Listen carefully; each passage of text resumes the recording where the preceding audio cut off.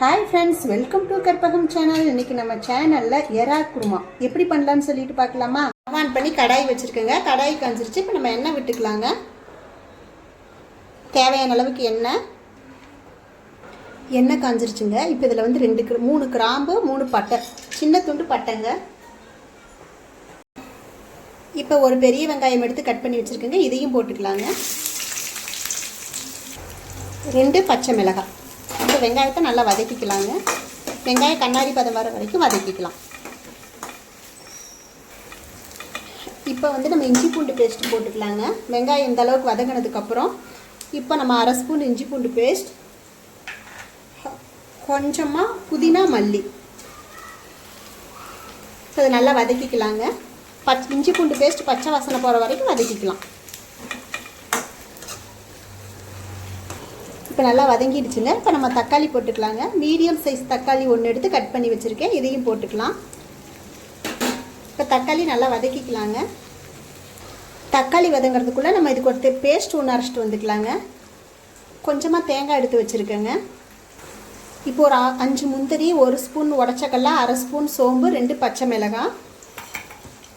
இப்போ இதையும் தேங்காயில் போட்டுக்கலாங்க.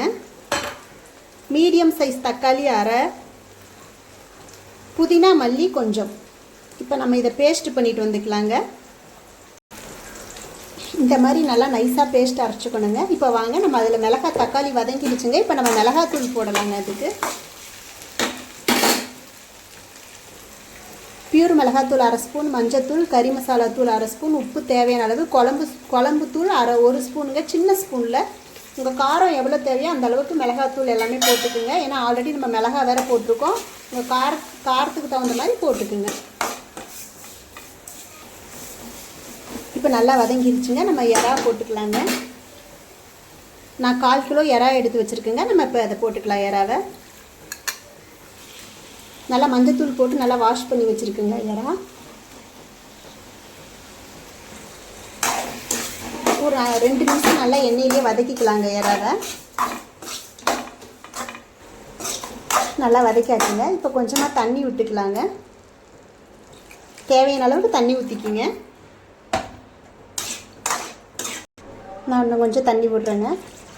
இப்போ இது ஒரு 3 நிமிஷம் நம்ம தட்டு போட்டு மூடிடலாம். ஒரு 3 நிமிஷத்துக்கு அப்புறம் நம்ம பார்க்கலாங்க. 5 நிமிஷமாக நல்லா கொதிச்சிட்ருக்குதுங்க. இப்போ நம்ம வந்து அரைச்ச பேஸ்ட்டை போட்டுக்கலாங்க. நான் ஒரு தட்டில் எடுத்து வச்சுருக்கேங்க.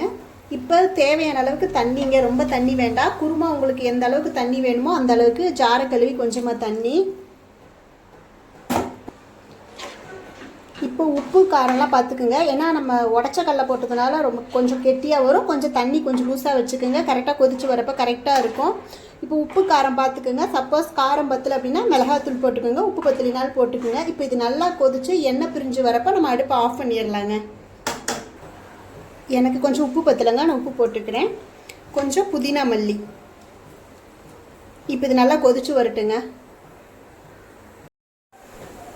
குருமா 5 நிமிஷமாக கொதிச்சிட்ருக்குங்க. குருமா ரெடி ஆகிடுச்சு. இப்போ பாருங்கள், கரெக்டான அளவு. இனி விட்டாலும் கெட்டி ஆகிடும். இதுதான் கரெக்டாக இருக்கும்.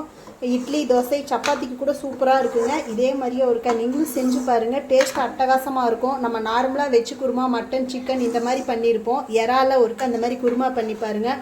அவ்வளோ அருமையாக இருக்குங்க. இதே மாதிரியே நீங்களும் ஒருக்கா செஞ்சு பாருங்கள். இந்த வீடியோ பிடிச்சிருந்தா லைக் பண்ணுங்கள், ஷேர் பண்ணுங்கள், சப்ஸ்கிரைப் பண்ணுங்கள். இன்னொரு இன்ட்ரெஸ்டிங்கான வீடியோவில் பார்க்கலாம். Okay, thank you.